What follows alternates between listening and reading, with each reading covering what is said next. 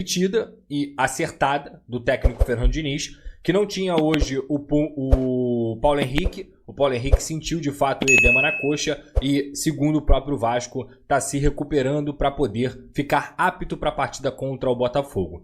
A gente comentou aqui, no jogo contra o Juventude ele teve uma disposição, no jogo contra o Corinthians ele sentiu essa dor e por isso foi preservado justamente para jogar contra o Botafogo. Faz um bom primeiro tempo no primeiro jogo da Copa do Brasil, mas sai no intervalo justamente porque sentiu novamente a lesão. O Puma entra e o Puma não entra mal contra o Botafogo e hoje o Puma também faz uma boa partida. A gente vai começar falando muito sobre ele, por quê? A gente sempre fala aqui sobre a superioridade numérica, que é um aspecto do jogo do Fernando Diniz. E hoje, uma coisa que o Paulo Henrique já vinha fazendo em outras partidas, mas que o Pumita não estava entendendo essa movimentação ainda, o Fernando Diniz consegue implantar a movimentação da superioridade numérica do lateral vindo infiltrar pelo meio e estando mais perto também do setor da bola. E é assim que, inclusive, sai o primeiro gol do Vasco da Gama.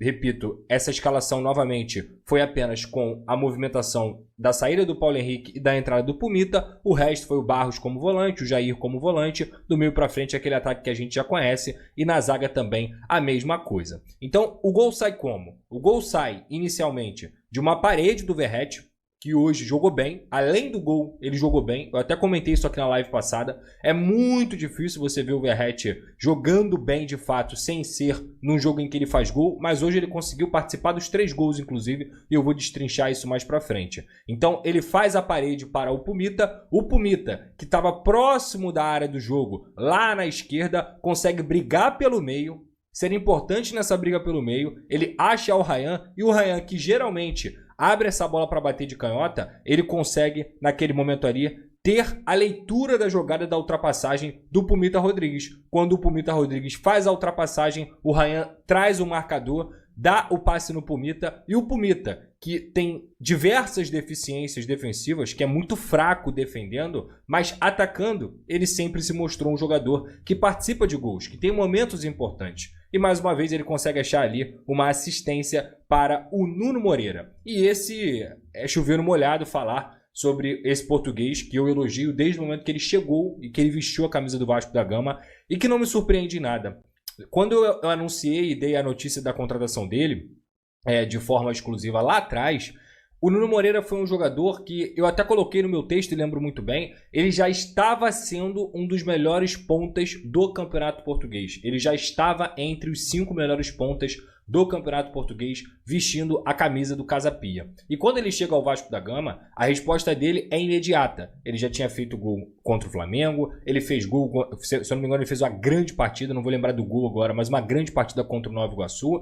Dentro desse Campeonato Brasileiro ele já tinha sido importante também em vários jogos, não à toa. Com o gol e a assistência de hoje, ele chega a 12 participações em gols na temporada. São 6 gols e 6 assistências. Algo que o Vasco há muito tempo não tem.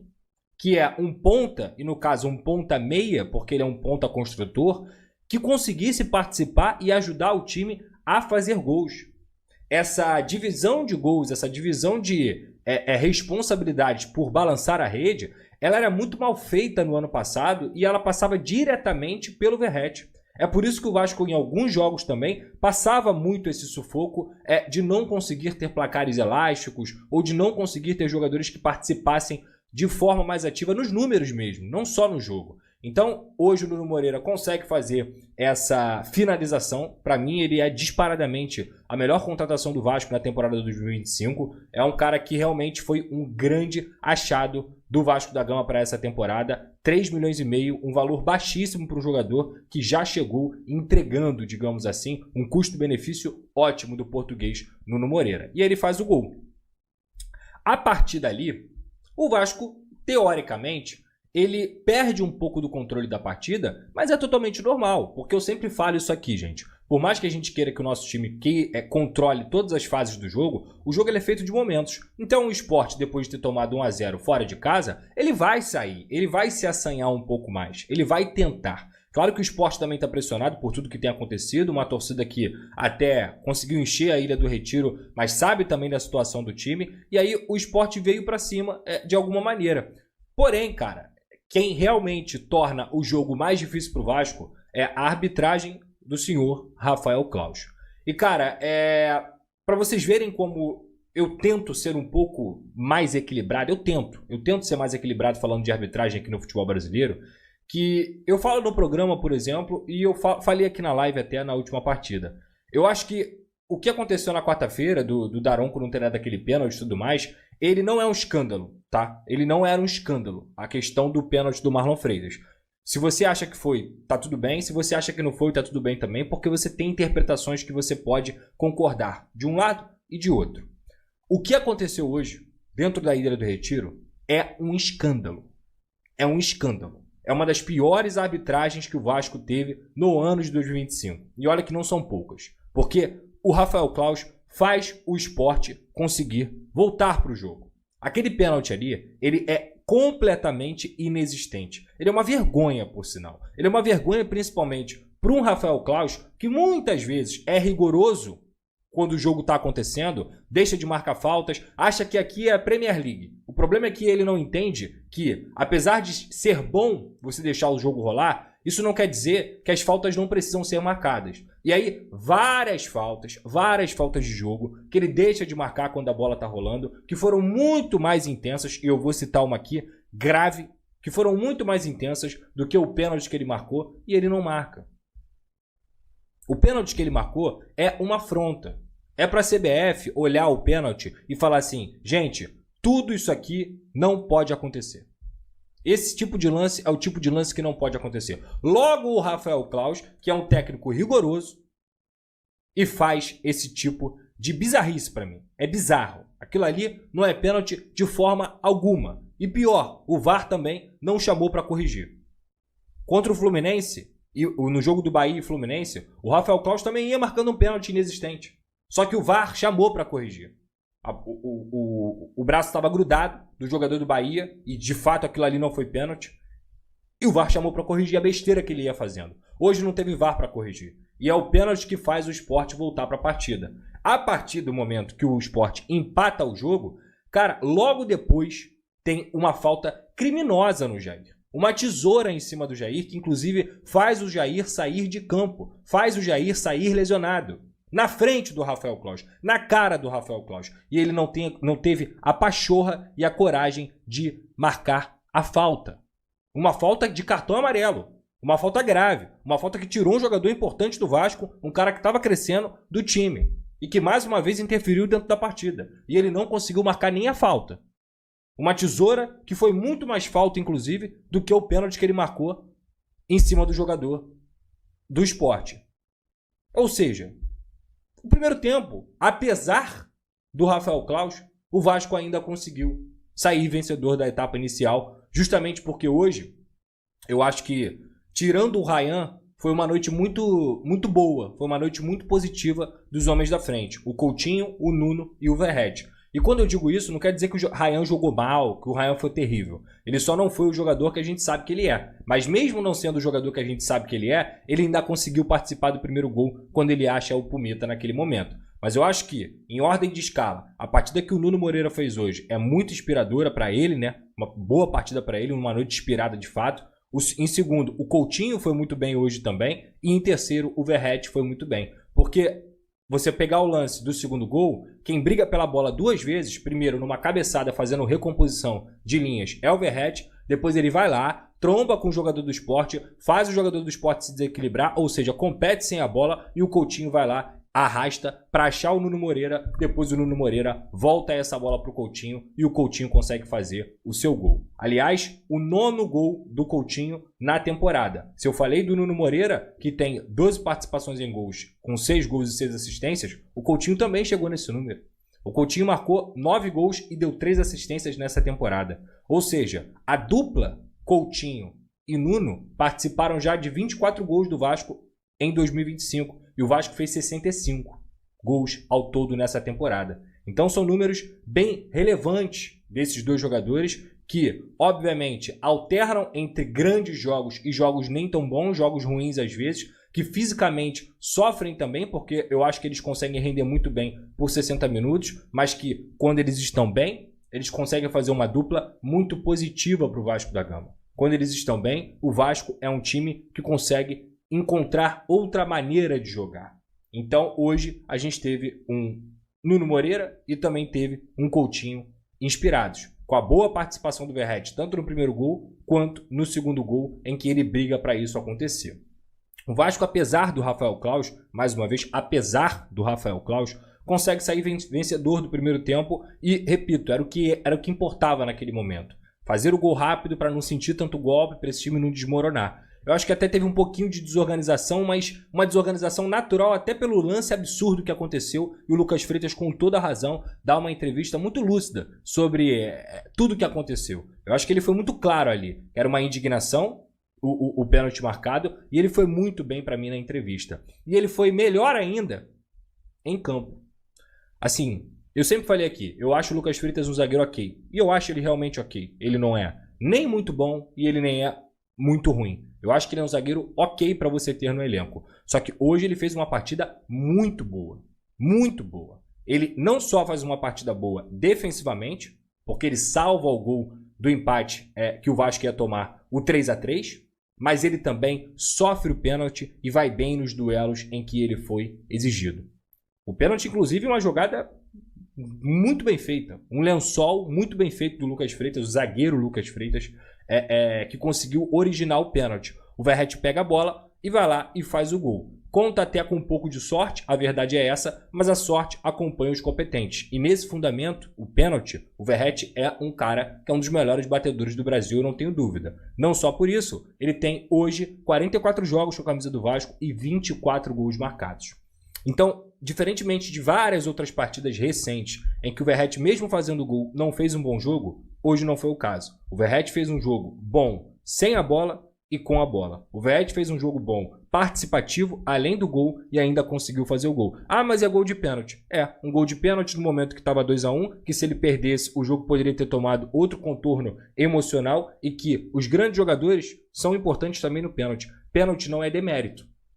Pênalti não é demérito. As pessoas acham que fazer gol de pênalti é fácil. Quantos e quantos perdem pênalti? Quantos e quantos não conseguem ajudar seu time? No momento importante que você tem uma grande penalidade, uma grande oportunidade. O Verratti perdeu pouquíssimos pênaltis com a camisa do Vasco desde que ele chegou. E ele é um cara que no momento decisivo, ele vai lá, pega a bola e faz o gol. Faz o 3-1, que deu a tranquilidade necessária para quê? Para que o Vasco pudesse, dentro da partida, ter controle. E isso aconteceu.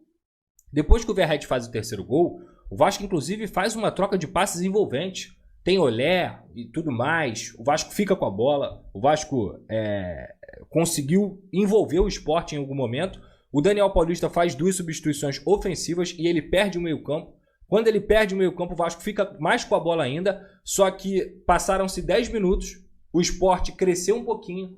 Já estava muito claro que esse time estava sem perna. Já estava muito claro que o Coutinho estava cansado, que o Nuno estava cansado, que o Verratti também já não estava mais ajudando, como se esperava, apesar de ter conseguido segurar uma ou outra bola ali no segundo tempo. E ele poderia ter vindo com as substituições.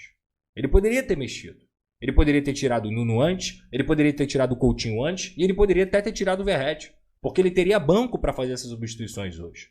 Ele teria condições de fazer isso. E ele não fez. Ele esperou o Vasco tomar um gol, o que estava na cara, depois que o Vasco perde um pouco desse controle, toma um gol de bola aérea, que é uma deficiência grave desse time há muito tempo, e o Fernando Diniz errou em sua leitura de jogo. Errou porque demorou muito a mexer e não é a primeira vez.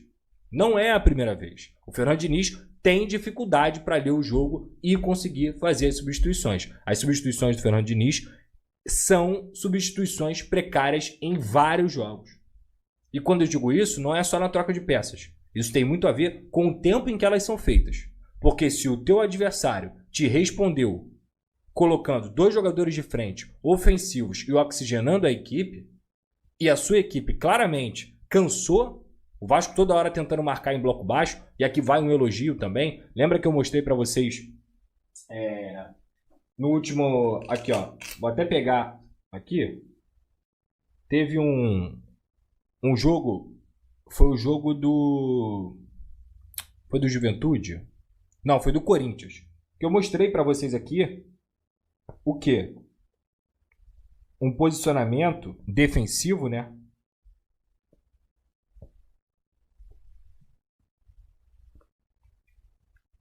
Que é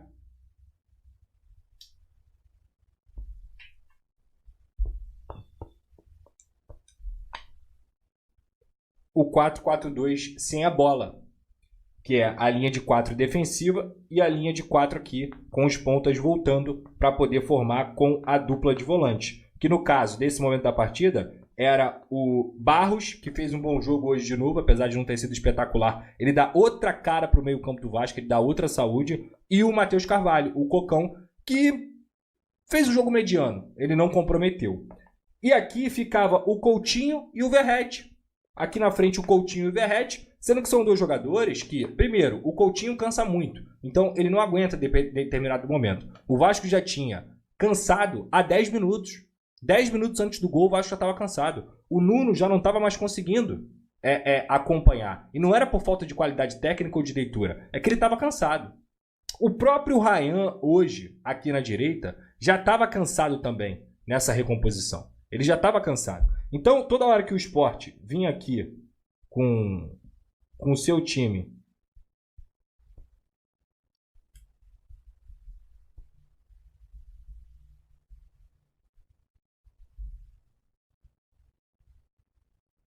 para fazer balanço, e ele vinha, balançava para cá, e aí esse acompanhamento do Vasco, ele estava sendo mal feito, justamente por causa do cansaço. Então as bolas estavam entrando.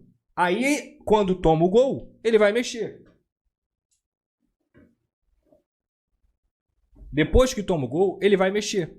Aí depois que ele mexe, ele coloca o David, que consegue recompor ali na segunda linha muito melhor do que o Nuno Moreira, e ele coloca também o Matheus França para poder fazer o papel do Coutinho. Só que, na verdade, o Matheus França não fez o papel do Coutinho. Ele fez um papel de um segundo atacante alternando com o Verratti, tá? E aí, quando ele faz esse papel de segundo atacante alternando com o Verratti, o Ryan continua fechando na segunda linha. O Vasco teve algumas oportunidades, inclusive, de fazer o quarto gol. Uma delas com o próprio Matheus França. Em uma bola que o Ryan dá a assistência para ele, ele bate em cima do goleiro e ele perde o gol. Assim, o Matheus França ainda no seu primeiro jogo, num jogo difícil, num jogo quente, mas mesmo assim ele conseguiu encontrar algumas soluções. Teve uma bola também que o Verratti deu de casquinha pro David, que o David cruzou na área e o Pumita pegou também de primeira e aí o goleiro defendeu. E foram as chances que o Vasco teve, fora um escanteio também que foi importante o Vasco conseguir nesse lance do Matheus França, entre outros momentos que o Vasco conseguiu até ficar um pouco mais com a bola. Mas, de forma geral, eu acho que o Diniz poderia ter substituído o Verratti antes. Não que o Verratti tivesse fazendo um mau jogo, nada disso. Mas eu acho que ele já tinha cansado. E quando ele estava cansado, você também percebia que ele estava com um problema na costela por causa da porrada que ele tinha tomado. Então era melhor botar um jogador de velocidade, na minha humilde visão, para você sofrer menos. Porque eu acho que o Vasco hoje, o principal problema foi ter sofrido desnecessariamente. O jogo estava... Torcedor do Vasco, seja bem-vindo ao Vasco Full, todos os dias conteúdo exclusivo do Vasco. O Vasco que tá mais tranquilo aí, porque encerrou essa rodada do Brasileirão e vencendo o Sport fora de casa, um resultado importante que distanciou um pouco o Vasco aí da zona do rebaixamento. Agora o Diniz tem tempo para treinar o time e encontrar soluções, ainda mais com chegada de reforços. Deixa a sua opinião, deixa seu comentário. Deus abençoe cada um de vocês. Tamo junto, forte abraço. Vamos, Vascão!